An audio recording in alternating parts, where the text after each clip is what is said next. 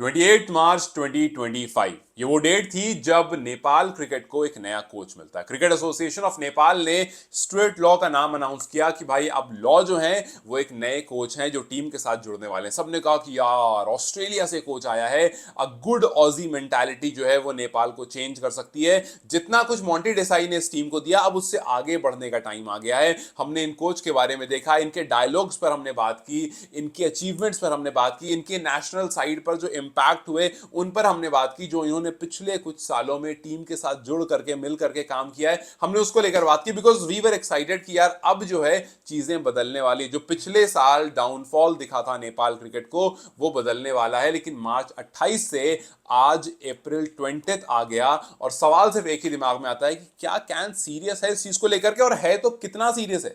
अभी हमने देखा कि एक ग्राउंड की पुअर मेंटेनेंस की वजह से अंडर 19 टीम के आंखों में आंसू आ गए। अंडर 19 टीम की मेहनत जो है वो खराब हो गई क्योंकि ग्राउंड पर अच्छे से काम नहीं किया गया था, क्योंकि घंटों में आपने उस काम को जो कि शायद 2 घंटे में हो सकता था वो आप 6 घंटे में सॉल्व नहीं कर पाए। सो क्या ये पुअर मैनेजमेंट, जहां पर अंडर 19 टीम के सपने, अंडर 19 टीम के वर्ल्ड कप पहुंचने के सपने और पूरी की पूरी ग्रोथ स्लो डाउन हो गई, क्या उतनी ही सीरियसनेस से ये वाला काम भी किया जा रहा है? क्योंकि आप सोचो, अगर एक इंसान को वीजा देना है जो आपकी नेशनल साइड का, ये कोई नॉर्मल कंपनी में काम करने वाला आदमी नहीं है कि भाई आपने बोला कि चलो ठीक है तुम कर दो, या आपने काम चोरी कर दिया, आपने किसी ऊपर डाल दिया। ये आपकी नेशनल साइड का कोच है, आपने मार्च 28 की अनाउंसमेंट की है। इसका साफ मतलब था कि अनाउंसमेंट के चाहे तो कुछ दिन पहले डॉक्यूमेंटेशन सारी डन होनी चाहिए थी, बिकॉज फैसला आपने पहले ही ले लिया होगा। ऐसा तो है नहीं कि मार्च 28 को ही फैसला लिया होगा, फैसला पहले ले लिया होगा। डॉक्यूमेंटेशन बैकएंड का काम होता है वो पहले होना था। या नहीं भी हुआ तो 28 से 29, 30, 31, फर्स्ट, सेकंड, थर्ड, ये काफी दिन थे। बिकॉज काफी लोगों को लगा कि यार जो हांगकांग वाला टूर है उसमें साथ में जाएंगे, टीम को देखेंगे, टीम को मैचेस खेलते हुए देखेंगे, टीम के मैचेस में आपको यू विल एनालाइज कि यार कहां कमी है, कहां बेशी है, सीडब्ल्यूसी के लिए इस पर कितना काम करना है, बिकॉज टीम वही गई हुई थी। लेकिन आप वहां नहीं जाते हो, पता चलता अचानक से कि यार वहां गायनेंद्र जाएंगे। लेकिन हमें उस बीच में खबर यह भी आती है कि मार्च 30 को एक न्यूज आती है कि एक प्रिपरेशन कैंप रखा जाएगा जिसमें लगभग 50 लोगों का नाम दिया गया। सबको लगा कि ठीक है भाई चलो एटलीस्ट काम तो हो रहा है, एटलीस्ट ये तो हो रहा है कि आपने एक प्रिपरेशन कैंप रखा सो दैट स्टुअर्ट लॉ जो है वो टीम को समझ पाए, वो टीम के साथ टाइम स्पेंड करेंगे, टीम को समझेंगे, और जो आपका यूके टूर है उसके लिए टीम को तैयार करेंगे। वहां जाकर के जब आप खेलोगे तो आप और अच्छे से तैयार हो पाओगे, because CWC is a very crucial tournament. वो नेपाल का फ्यूचर डिसाइड करेगा कि भाई नेपाल क्रिकेट कहां जाने वाला है। बिकॉज आप सोचो कि ये CWC खराब हो जाता है फिर एवरीथिंग इज गॉन। मतलब तो सारी उम्मीद इसी पर है ना कि भाई वहां जाकर के आपको अच्छा परफॉर्म करना है, और उसके लिए आपको एक बेहतरीन कोच चाहिए। वो वैसा कोच है, हमने बहुत सारी वीडियोस में बात किया है किस तरह का उनका माइंडसेट है, किस तरह से वो काम करते हैं, किस तरह से कमी और बेशी आकर के सामने बोलते हैं। तो वो सब चीज इनफैक्ट इस टाइम पर नेपाल क्रिकेट को चाहिए। लेकिन सबसे पहले नेपाल क्रिकेट को कोच चाहिए। यार आज 20 हो गई, 28 की अनाउंसमेंट थी, अभी तक कोई अपडेट नहीं है। आप सोचो कि यूके का टूर मई 15 से मई 30 रखा गया है, ठीक है, मतलब इससे पहले आपका जो प्रिपरेशन कैंप होगा वो रखा जाएगा। विच मींस कि अगर 5 दिन पहले भी रखा जाता है, लेट्स से कि 10th, मैं बहुत लेट ले रहा हूं, 10th तक भी अगर आप रखते हो तो आपके पास टाइम तो है ही नहीं ना। आज 20 हो गए, आपके पास 10-15 दिन का टाइम है। इस 10-15 दिन में आपको सब कुछ फाइनलाइज करना है, कोच को लाना है, टीम के साथ जोड़ना है, और फिर प्रिपरेशन कैंप स्टार्ट करना है। पूरा पूरा टाइम लगेगा, और फिर इवेंचुअली क्या होगा, आपको इनफ टाइम अगर नहीं मिल पाया तो आप यूके टूर में जाओगे, वहां पर जाकर काम करोगे। CWC में मैचेस खराब होंगे तो कोच से पूछा जाएगा, कोच बोलेंगे भाई मुझे तो 15 दिन हुए हैं, 15 दिन में क्या करूंगा मैं, 15 दिन हुए यार मुझे, 15 दिन में तो मैं अभी टीम को समझ रहा हूँ, टीम की वीकनेस और स्ट्रेंथ को समझ रहा हूँ, उन पर काम कर रहा हूँ। अभी तो ये जो पुराने हैं ये वही प्लेयर्स हैं, इन पर 15 दिन में क्या मैं अलग कर दूंगा, कोई जादू की छड़ी थोड़ी तो घुमा दूंगा। सो सवाल सिर्फ यही आ रहा है कि यार आखिर ऐसा क्यों हो रहा है कि एक नेशनल साइड का कोच जिसका अब तक वीजा क्लियर होना चाहिए था, जो अब तक इनफैक्ट नेपाल में खड़ा होना चाहिए था, जो अब तक नेपाल के प्लेयर्स के साथ, नेपाल के कैप्टन के साथ, नेपाल के कैन के अलग मेंबर्स के साथ मल्टीपल मीटिंग्स हो जानी चाहिए थी, वीकनेस स्ट्रेंथ कहाँ क्या कैसा क्या नहीं उन सब पर बात हो जानी चाहिए थी, वो अभी तक नेपाल में फुट भी नहीं रख पाया है। ओनली बिकॉज के अभी जो है वो डॉक्यूमेंटेशंस जो है वो खाली पड़े, डॉक्यूमेंटेशंस वाला काम जो है वो कंप्लीट नहीं हुआ है। और जो CWC का टूर है जिसमें आपको स्कॉटलैंड जाना है, जिसमें आपको नीदरलैंड से खेलना है, एक मुश्किल टूर है। सोचो आप, नेपाल, स्कॉटलैंड, नीदरलैंड, 3 मुश्किल टीम। इनफैक्ट नेपाल के अगेंस्ट आप देखो 2 मुश्किल टीम, और वो भी फॉर्मेट कौन सा हम सबको पता है, वो फॉर्मेट जिसमें नेपाल टीम कमजोर है, वो ओपोनेंट जो नेपाल टीम से मजबूत है। आप सोचो कितनी बड़ी तैयारी चाहिए यार आपको। अगर आप इसको लाइटली ले लोगे तो फिर खत्म हो गया, फिर कहानी सारी खत्म हो गई, फिर हम वहीं आ जाएंगे वापस बैक टू जीरो कि भैया नेपाल प्रीमियर लीग हो रही है और चलो उसको हम एंजॉय करेंगे। ठीक है, that's a different part of the story, लेकिन क्या फायदा जब आपकी जो मेन जो बेस है, जहां पर नेपाल ऊपर जाने की सोच रहा है, जहां पर फैन एक तरफ ये कहते हैं कि हम टेस्ट नेशन से क्यों नहीं खेल रहे हैं, जहां पर फैंस एक तरफ कहते हैं कि भाई टेस्ट स्टेटस हमें कब मिलेगा, वहां दूसरी तरफ आप देखते हो कि आपका कोच अनाउंस हो गया लेकिन अभी डॉक्यूमेंटेशन फंसा पड़ा, आपका जो ग्राउंड है उसकी वजह से अंडर 19 टीम जो है वो सपने देखते रह गई और सपना उनका वॉश आउट हो गया। सो आप अगर एक तरफ देखते हो तो सपने बहुत सारे, दूसरी तरफ देखते हो तो बहुत सारी कमियां हैं, इनको आप कैसे लाइन पर लाओगे, किस तरह से ऐसा काम करोगे कि जो ब्रिज बीच का है वो ब्रिज क्लोज हो, उसके ऊपर आप पाथवे आसान हो और अंडर 19 हो, विमेन हो, मेंस टीम हो, एटलीस्ट अपने साइड से कोई इश्यूज ना झेले कि यार यहां पर कमी इसलिए हो गई बिकॉज कैन इस काम को नहीं कर पाया, या इनका डॉक्यूमेंटेशन नहीं हो पाया, या ये ग्राउंड तैयार नहीं था, या यहाँ फ्लड लाइट तैयार नहीं थी। मतलब ये जो बेसिक चीजें हैं इस पर अगर काम में वाकई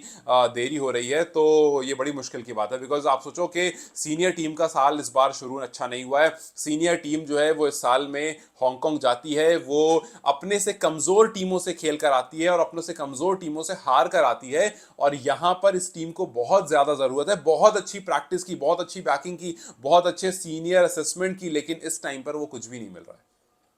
and that is why said कि यार आई डोंट नो कि कैन जो है वो अभी कितना सीरियस है, बिकॉज आई नो सीरियसनेस है, लेकिन अगर उसका एग्जीक्यूशन नहीं है तो कुछ ऐसा ही होता है जैसे अंडर 19 वर्ल्ड कप के टाइम हुआ। मतलब अभी अंडर 19 वर्ल्ड कप भी क्वालिफिकेशन में हुआ, क्या हुआ, आपने सब कुछ करा बट लास्ट में आपको बहुत टाइम मिला, आप उसको नहीं कर पाए काम, और फिर इवेंचुअली आप अपने अपने घर पर होस्ट करने वाले टूर्नामेंट को आपने हैंड ओवर कर दिया कि भाई अफगानिस्तान इज द विनर। क्यों? क्योंकि हम काम नहीं कर पाए अपना अच्छे से।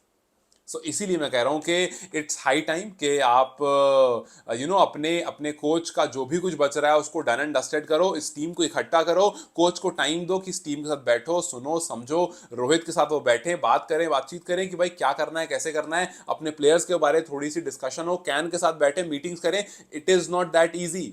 मतलब घर में छोटा सा आप इवेंट रखते हो, 15 लोग को होस्ट करते हो, तब जाकर के आपको 5 मीटिंग करनी पड़ती है। यहां पर आपको अपने नेशनल साइड के ओडीआई स्टेटस की बात हो रही है। मतलब फैंस कहेंगे टेस्ट स्टेटस कब मिलेगा, और कैन अभी ओडीआई स्टेटस को बचाने के डिस्कशंस कर रही है।